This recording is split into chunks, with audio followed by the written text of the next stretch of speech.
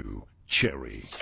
Views and news with Clarence Ford. Share your perspective. Only on Cape Talk. So a very significant conference, the 2025 International Federation of Consulting Engineers Global Infrastructure Conference comes to an end today. It's taking place here in Cape Town, focused on sustainability and climate change, amongst other things, infrastructure financing, technology and innovation, equality and social impact.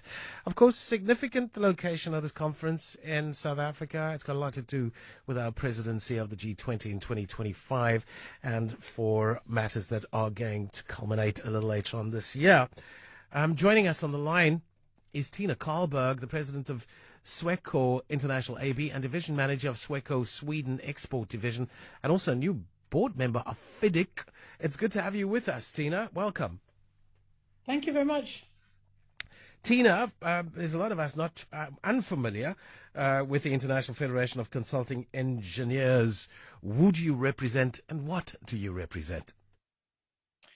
Yes, FIDIC has members in 100 countries around the world, and together we represent for more or less 40,000 consultant companies, large and small, that are through their national organizations. So for the consultancy business, it's a very, very important organization. Just tell us about the significance of Cape Town as the host city, South Africa, the host country of your conference in 2025. I think it's actually quite important that we hold this conference in Cape Town in South Africa this year, because it's the first time on the African, or at least on the sub-Saharan Africa, and it allows for a much better participation or larger participation from African countries. So I think that is one really good reason to be here. Let's go to Chris Campbell, joins us on the line as well, Consulting Engineers SA CEO. Chris, good to have you with us. Clarence, and good morning to you and your listeners. There's politics in everything these days, Chris. What do the politics of infrastructure currently look like? I think the best answer to that is the connectedness between policy and political certainty that encourages investment. We don't necessarily have the kind of funds in our fiscus to afford the economic infrastructure we need, and likewise the social infrastructure. So we've got a couple of boxes to tick, sure, so that we can get the flywheel going. And even if we had the money, there's no certainty in the global economy. It's very difficult to put the right foot forward. These are shall we call them the best of times, but not exactly the worst of times either. I think we probably just have to find a way of riding out these storms, whether they geopolitical or even right on our own doorstep. Some not related to geopolitical issues. Now, you're suggesting that there is a silver lining there. Where's the silver lining? You said it's the best of times and not the worst of times. Well, I think, Clarence, it's very important for us to remain positive. We definitely not at the point where the last person out switches off the lights. We got to be positive, put our shoulders collectively to the wheel. And this is what we as a local consulting engineering association have been offering to our political leaders, is a partnership between the public and private sector to address, as a start, all of the infrastructure challenges that we have that affect people's lives and livelihoods. Let's go back to Tina Karlberg, president of Sweco International AB. That is a Swedish organization, and also board member of FIDIC, on the line with us as well. We were talking just a short while ago to an academic in Montreal, Canada, about the opportunities on the African continent, the wealth of resources. 30% of the world's resources right here, arable, beautiful arable land for export kind of purposes. We have so much going for it. What would your perception of the African continent be and its potential? Well, of course, it's a very diverse continent, but I think overall there are definitely investments that are being made. I'm thinking along the same line as Chris here does. I mean, it's not, of course, we see some negative signs, but we shouldn't forget that there are definitely investments going on, and not least, for instance, to power up Africa, to increase the electrification, electrifying more of Africa's smaller towns and villages as well. Yeah. There's also investments to be had in like you mentioned, the resource sector, mining. I think very important opportunity. I think that we can contribute with there as consultants, members of FIDIC, is to always do this with sustainability in mind, which is extremely important when it comes to mining. So, I mean, there are definitely opportunities to be had on the whole continent in terms of infrastructure investments, which is where we are mostly active. And on the continent, you would have the chicken and the egg kind of situation. You have to balance your dire economic situation with, of course, the principles of sustainability and climate change that are absolutely imperatives as well. How do we balance that?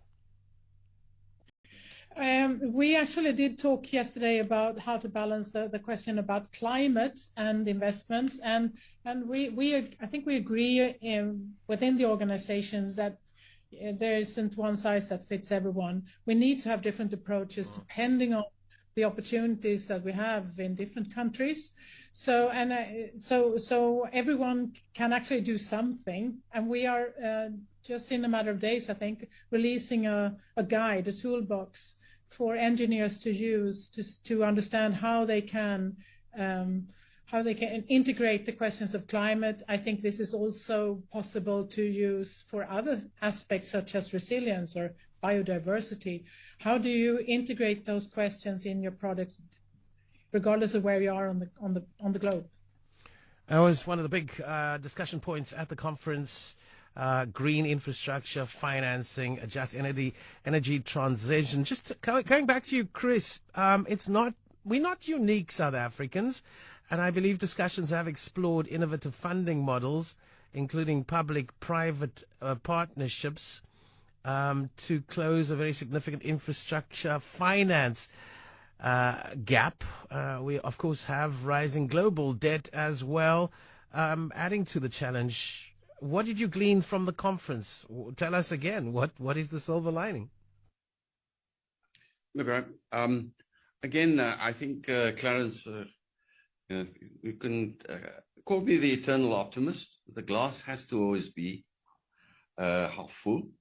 And I think we are certainly at a point in time where, as engineers, often you hear engineers are blamed for the Industrial Revolution and what has now become the causes of the climate change. And likewise, we now have to step up to the plate and modify and change the way things are done so that we can mitigate and prevent further impact to, just the global climate patterns, etc. And I think that, the one thing you spoke about was the just transition. And in South Africa, we're looking at the decarbonization and the migration away from coal-fired power stations. I think there's a huge missed opportunity which needs to be better appreciated, that the financing around and the incentives behind the just transition should not be limited only to power generation. We could be looking at various construction materials which you can utilize, have a lower carbon intensity impact, and qualify for the kind of financing for these kind of projects. So, I think there's a huge opportunity for us to leverage especially since, we do have a large infrastructure deficit. And if we approach it with the intentional reduction in the carbon footprint, that could be fertile ground for the green bonds that have been spoken about, and the various finances that are being made available. Chris Campbell, fertile grounds. I like the words that you used. Glasses are full. After all, engineers need to be creative people as well. They need to find solutions. That's where the buck stops. And of course, we're talking about a huge conference that is happening at this moment in time, International Federation of Consulting Engineers. And Chris Campbell is the Consulting Engineer South African CEO on the line with us. Let's turn to our international guest, Tina Karlberg, the president of Sweco International and a new board member of FIDIC. A big conversation is equality and social impact, and it's happening at the conference. You're looking to move beyond the focus on physical assets and consider how infrastructure can be that enabler of transformation. What has come out of conference, Tina? I think, we don't solve everything at the conference, actually. That would be super good. But what we can do is to compare and contrast our views on this and also learn from each other. I think that's a very important outcome from a conference like this. And there is no doubt that a lot of the infrastructure that we do everything has a social impact. And we need to be maybe more aware of it, and maybe also factor it into infrastructure. If you talk about a railroad, for instance, you are connecting dots, and dots are not just dots on a map. It's people we are connecting. And I think that this is also together with the financiers that have also been part of the discussions here at the conference, such as the World Bank and other financiers, African Development Bank. They are very happy to be in that discussion together with us to understand how they can better procure, how they can better, they are not procuring always, but how the lending agreements can also tap into this question about social impacts and from the infrastructure that we do or that we don't do. Yeah, so sessions have included how to build infrastructure that helps reduce poverty, inequality, and unemployment, ensuring it benefits all of society. And that's why I thought that was a very important conversational point. But so too, maybe I can wrap with you, Chris Campbell, technology and innovation, and you talk on behalf of the South African consulting engineers. The role of technology in creating smart and, I guess, efficient infrastructure has been a key theme, I believe. The use of digital tools and automation, improving project delivery and sustainability. I have no doubt. Are we there? Are we there at the cold face of such innovation?